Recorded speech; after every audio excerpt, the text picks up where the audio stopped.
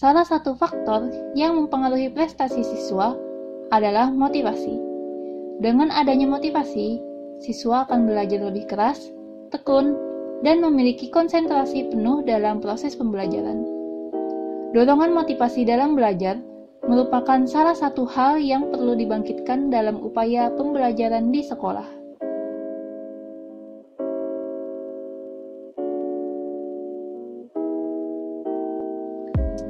Motivasi dan belajar merupakan dua hal yang saling mempengaruhi. Pada dasarnya, motivasi adalah suatu usaha yang disadari untuk menggerakkan, mengarahkan, dan menjaga tingkah laku seseorang agar ia terdorong untuk bertindak melakukan sesuatu sehingga mencapai hasil atau tujuan tertentu. Sedangkan belajar merupakan perubahan tingkah laku secara relatif permanen dan secara potensial terjadi sebagai hasil praktik atau penguatan yang dilandasi tujuan untuk mencapai tujuan tertentu. Menurut Clayton Alderfer, motivasi belajar adalah kecenderungan siswa dalam melakukan kegiatan belajar yang didorong oleh hasrat untuk mencapai prestasi atau hasil belajar sebaik mungkin.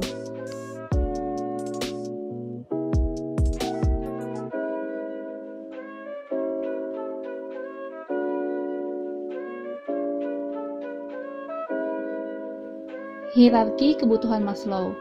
Yang pertama, kebutuhan fisiologis atau physiological needs, yaitu makanan, air, kehangatan, istirahat, dan lain-lain. Kemudian, yang kedua, kebutuhan akan rasa aman atau safety and security needs, berupa keamanan dan keselamatan.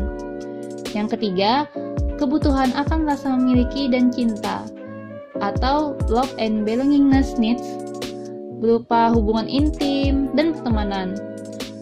Yang keempat, kebutuhan harga diri atau self-esteem needs, reputasi, dan merasa berprestasi. Kemudian, yang terakhir, aktualisasi diri atau self-actualization, mencapai potensi penuh seseorang termasuk aktivitas kreatif.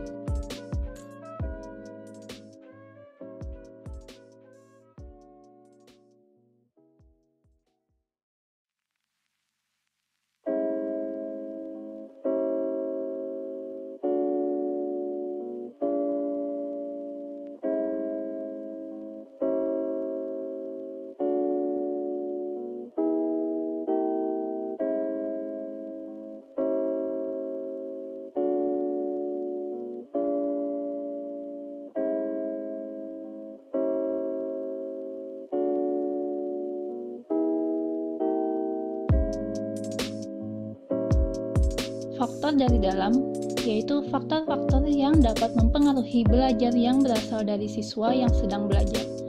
Faktor-faktor ini diantaranya adalah A. Minat individu, merupakan ketertarikan individu terhadap sesuatu. Minat belajar siswa yang tinggi menyebabkan belajar siswa lebih mudah dan cepat. B. Motivasi belajar antara siswa yang satu dengan yang lainnya tidaklah sama. Motivasi belajar dipengaruhi oleh beberapa faktor, antara lain cita-cita siswa, kemampuan belajar siswa, kondisi lingkungan, unsur-unsur dinamis dalam belajar, dan upaya guru membelajarkan siswa. Faktor dari luar, yaitu faktor-faktor yang berasal dari luar siswa, yang mempengaruhi proses dan hasil belajar. Faktor-faktor ini diantaranya adalah lingkungan sosial. Yang dimaksud dengan lingkungan sosial di sini yaitu manusia atau sesama manusia, baik manusia itu hadir ataupun tidak langsung hadir. Kehadiran orang lain pada waktu sedang belajar sering mengganggu aktivitas belajar. Salah satu dari lingkungan sosial tersebut yaitu lingkungan siswa di sekolah yang terdiri dari teman sebaya, teman lain kelas, guru, kepala sekolah, serta karyawan lainnya yang dapat juga mempengaruhi proses dan hasil belajar individu. Faktor instrumen, yaitu faktor yang berhubungan dengan perangkat pembelajaran seperti kurikulum, struktur program, sarana dan prasarana pembelajaran, serta guru sebagai perancang pembelajaran. Dalam penggunaan perangkat pembelajaran tersebut, harus dirancang oleh guru sesuai dengan hasil yang diharapkan.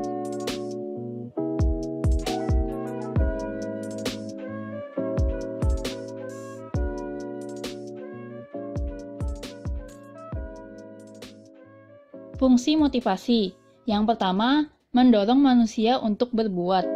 Motivasi dalam hal ini merupakan motor penggerak dari setiap kegiatan yang akan dikerjakan. Lalu, menuntun arah perbuatan, yakni ke arah tujuan yang hendak dicapai. Kemudian, menyeleksi perbuatan, yakni menentukan perbuatan-perbuatan apa yang harus dikerjakan, yang serasi guna mencapai tujuan. Upaya peningkatan motivasi belajar. Yang pertama, memberi angka dalam hal ini sebagai simbol dari nilai kegiatan belajarnya.